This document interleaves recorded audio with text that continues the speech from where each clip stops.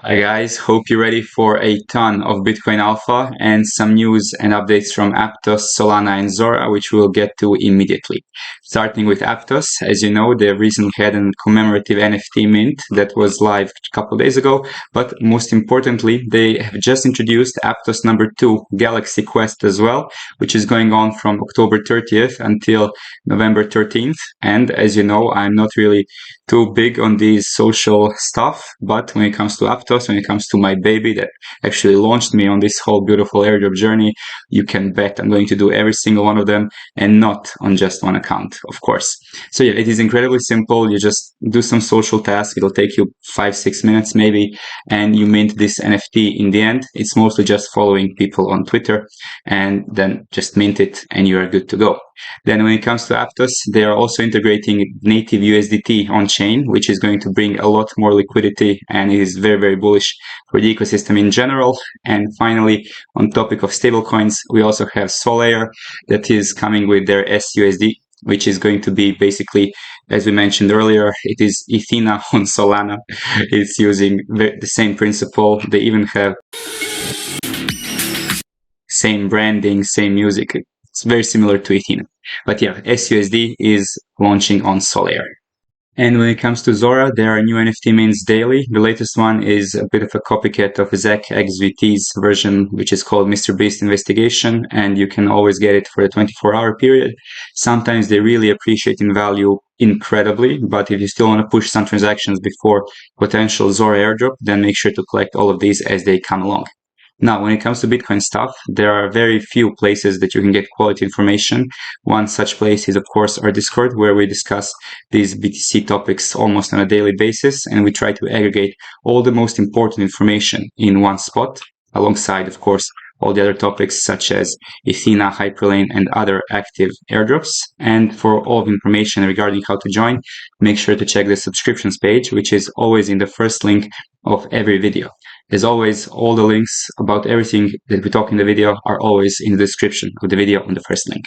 And there's also an airdrop tracking application that will help you keep organized and make sure that you don't track everything in a 500-page Excel sheet. And finally, of course, the NFT we mentioned, this is the collaboration with Chris. The guy is doing 10% monthly through Real Yield. Absolute banger. Of course, everything you can have any questions regarding this is also found in this channel in our Discord. So let's start with some Fractal Bitcoin news, starting with CAT and Fractal Bull. This is a CAT20 standard that we were mentioning in our last video, and you could mint these tokens very, very cheaply. At the moment, they are not worth much, but they're worth a lot more than the mint fee. So if you're sitting in very nice profits and you want to cash out, that is always a sensible thing to do. All you have to do is just go on the token and choose the sell option over here. You will need to make an order, and of course, minimum order value is going to need to be over 0.1 Fractal Bitcoin. This is not technically a meme coin, but for all intents and purposes, it might be. And even though Fractal Bitcoin is very, very stagnant at the moment as an ecosystem, that might change very, very quickly as we're going to be approaching maybe some kind of a shakeup in the Bitcoin ecosystem itself. And of course, if you're not exposed to Fractal Bitcoin right now, the price performance has not been amazing, but it seems to have bottomed out. So this could actually, not financial advice, but it could be a very good entry into the whole ecosystem.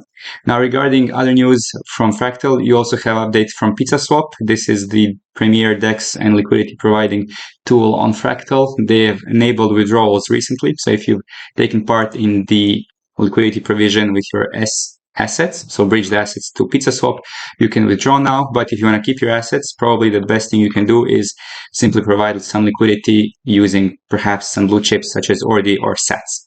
You can see all the pools that are available on the pools option here, but honestly, I'm not entirely certain if these are some meme coins or whatever. Quack, of course, has a history in its own right, but I would definitely go with SORD and SSATS. And if you don't know how to use PizzaSwap, just make sure to watch one of our latest videos where we talked about how to bridge in and now how you can also bridge out. One last thing to notice regarding Fractal Bitcoin. As you know, Marketplace has been going on for a couple of weeks already, but what I just realized that the UI is very, very similar to the Ordinals wallet marketplace, and trading Ordinals back in the early days was incredibly great idea, considering that Pixel Pepe was the cash out people made for in some cases 5 figures. So if you're thinking that maybe similar thing could happen with Fractal Bitcoin, then owning a couple of these NFTs is an incredibly good risk to reward ratio, assuming that they are literally a couple dollars in current floor prices. In some cases, Honzo might be the best thing to own. Not financial advice, but considering that it was the first Fractal Bitcoin collection, and when this ecosystem ends up doing really well, then the first collections usually tend to perform the best, even from a price appreciation standpoint. And looking at the amount that is listed, only about 10% of the whole collection is currently listed, which is usually a good sign as well. Next, let's see what's going on with runes. Ordzar was one of the first projects out there. As you remember, they had an airdrop in the early days, and you can also sell your allocations on Gate.io. They have some liquidity over there if you want to trade as well. They also have a launch campaign for Odin Swap and a SocialFi campaign for the next couple of days. Here you can simply connect your social accounts and claim some experience, which will of course be transferred into Ordzar tokens in the future.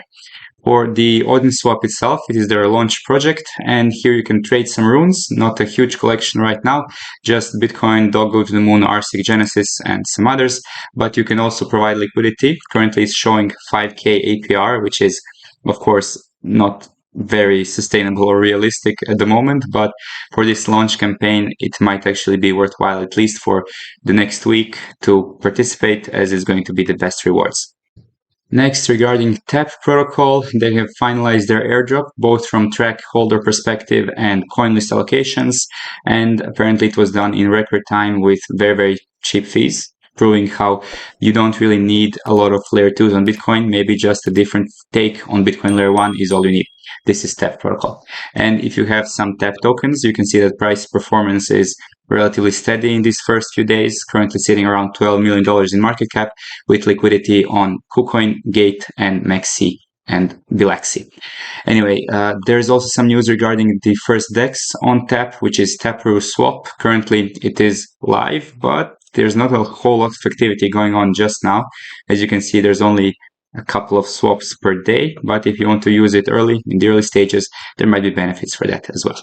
And lastly, if you want some kind of Etherscan for TAP protocol, the best thing we got currently is Tapalytics. Here you can track tokens, collections, and all transactions going on, as well as something I had to mention regarding Taproot. You can also see some token mints going on. So if you want to speculate on these, of course, not financial advice, but sometimes being early for these mints can be very beneficial. But again, you need to be in the communities who understand these things to know which actually are worthwhile minting. Never go for the ones that are looking like a bit of a 2%, 3% mint out. At least if you're going to be throwing darts, maybe at least go some of these that are going to be closer to being minted out.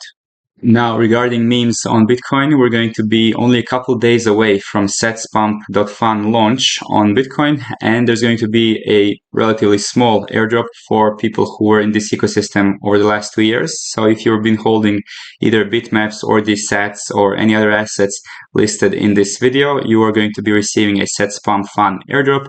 Just keep in mind that the launch of the token is going to be in the 70k market cap, so not even a million, which means that the airdrop itself is going to about 150,000 wallets. So we're probably going to get a couple cents per wallet, but it doesn't matter, because in the long run, if this platform actually takes off and degens start trading meme coins on Bitcoin, then it's going to be actually quite worthwhile. The first token is going to be Psyop Cat, and it is going to be the first launch on setspump.fun, and you can still test out the functionalities if you fill out this form and you're selected for the early stage testing of the platform. In saving the best for last, some updates from the DMT ecosystem. If you have not claimed your block drops yet, make sure to do so. This was for all the bitmap holders. And the way to do so is to go to mscribe.io, and here you can see all the bitmaps currently minted. In the bitmaps tab, you need to find yours by selecting the block in which it was minted.